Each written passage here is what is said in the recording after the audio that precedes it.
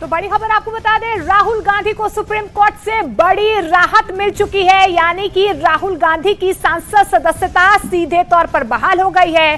23 मार्च वो तारीख जब गुजरात के सेशंस कोर्ट ने उन्हें 2 साल की सजा सुनाई थी मोदी उपनाम को लेकर, लेकिन अब जो है राहुल गांधी को सुप्रीम कोर्ट की तरफ से ये सुप्रीम राहत के तौर पर देखी जा रही है, यानी कि वो वायनाड से जो सांसद हैं वो अभी भी बरकरार हैं।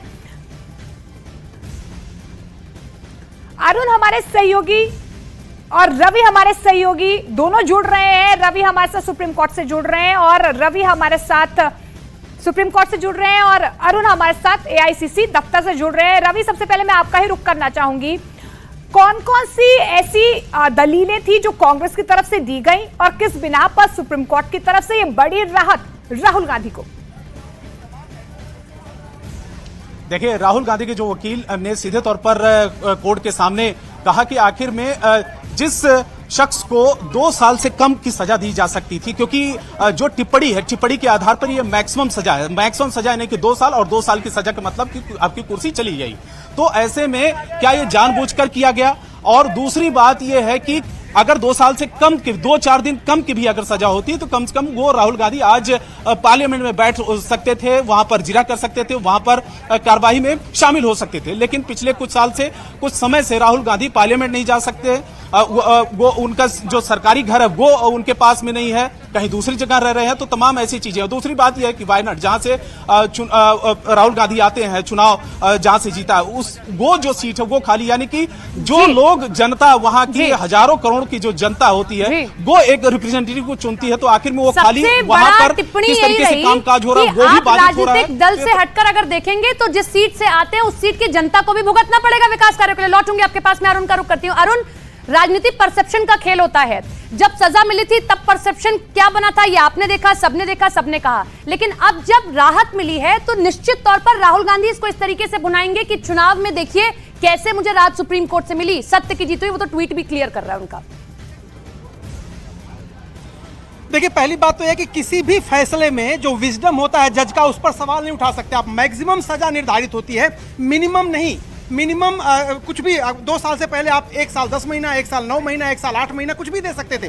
सुबह से 2 ऐसी खबरें आई थी जिससे इस बात की उम्मीद कांग्रेस को जगने लगी थी कि हो सकता है उनको राहत मिल जाए। एक तो ये कि सुप्रीम कोर्ट के सीजेआई के पास एक मैटर गया था कि सुप्रीम कोर्ट के जजों को गाली दी जा रही है, सुप्रीम कोर्ट की तौहीन की जा रही है। उस पर सुप्रीम कोर्ट के सीजेआई ने कहा कि चिंता मत करिए, इससे कुछ फर्क नहीं पड़ता है। दूसरी बात, जब कोर्ट में दलील के दौरान एक जज ने यह कहा कि भाई मैक्सिमम सजा आपने पूरे 2 साल की क्यों दी, इसके पीछे आधार क्या था, सोच क्या थी, तभी इस तरह से लगभग संकेत आने शुरू हो गए थे कि थोड़ा नरम रुख जरूर अपनाएगा कोर्ट। क्योंकि जो ग्रे एरिया होता है, किसी भी कानून को लेकर ग्रे एरिया होता है, एक ही जज एक ही तरह के केस में सजा घटा भी सकता है और बढ़ा भी सकता है, या 2 जजों की क्वांटम ऑफ सेंटेंस अलग अलग हो सकता है। तो उस ग्रे एरिया का कभी फायदा मिलता है और कभी नुकसान हो जाता है। पीछे उनको उस ग्रे एरिया का नुकसान हुआ था। ये बड़ी राहत है। और जिस तरीके से परसेप्शन की बात कही जा रही है, अब निश्चित तौर पर क्योंकि कांग्रेस के सबसे बड़े चेहरे के तौर पर राहुल गांधी को देखा जाता है, तो ये बड़ी राहत ना सिर्फ राहुल गांधी के लिए लेकिन कांग्रेस के लिए भी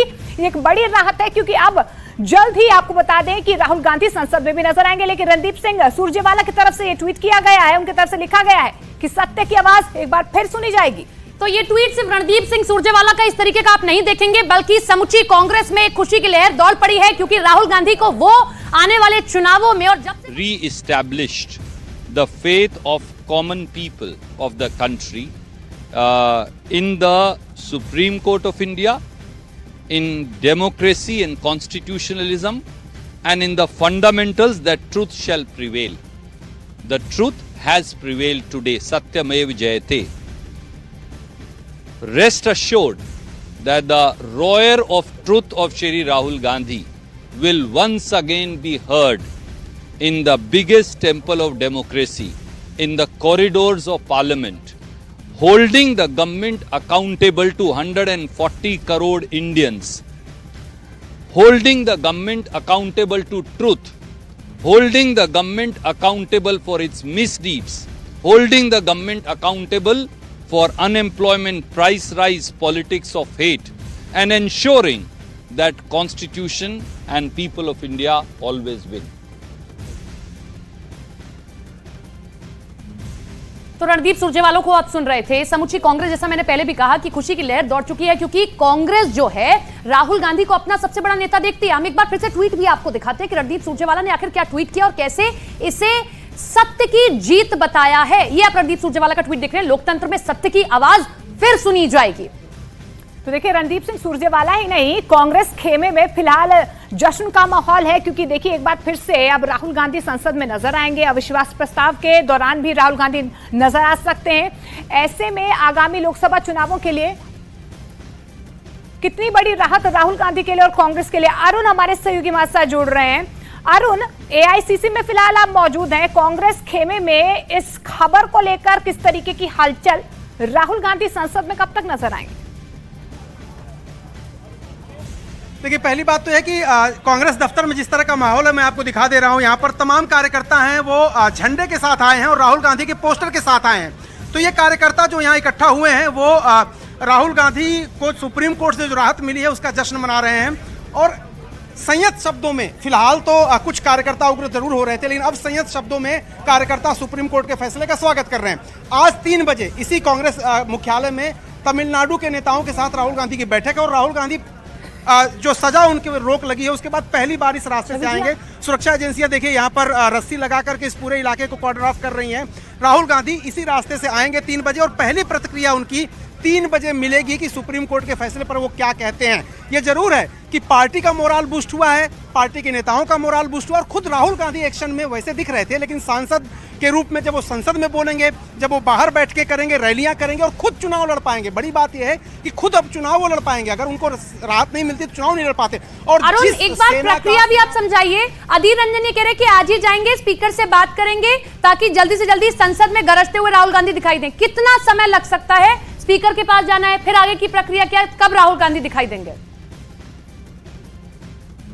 देखिए, जो संसद भवन है वहां पर स्पीकर बैठते हैं, लोकसभा अध्यक्ष वहां पर बैठते हैं। लोकसभा अध्यक्ष के घर पे भी जा सकते हैं मिलने के लिए वो अपॉइंटमेंट लेके, क्योंकि वो कांग्रेस पार्टी के सदन में नेता हैं। तो एक्सेस की कोई दिक्कत नहीं है।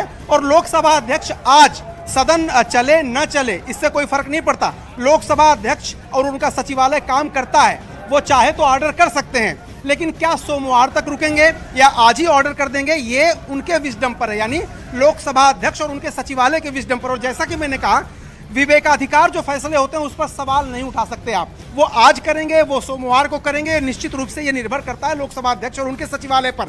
हाँ, ये बात जरूर है कि कांग्रेस ये कह रही है कि जब कोर्ट का फैसला आया था और तुरंत उनकी सदस्यता से उनको अयोग्य घोषित कर दिया गया था, तो इस मामले में तेजी दिखानी चाहिए और जल्दी से जल्दी उनको बहाल भी कर देना चाहिए। सब टेक्निकल मामले हैं। और ये न्यायालय भी साफ कर चुका था, न्याय परिसर के अंदर, कोर्ट परिसर के अंदर, कि देखिए राजनीति अपनी जगह रखिए, हम तो न्याय सम्मत काम कर रहे हैं। बहुत बहुत शुक्रिया अरुण आपका जुड़ने के लिए। रवि आपका भी बहुत बहुत शुक्रिया जुड़ने के लिए, तमाम जानकारी साझा करने के लिए। आज की सबसे बड़ी खबर, राहुल गांधी को सुप्रीम कोर्ट से सुप्रीम राहत।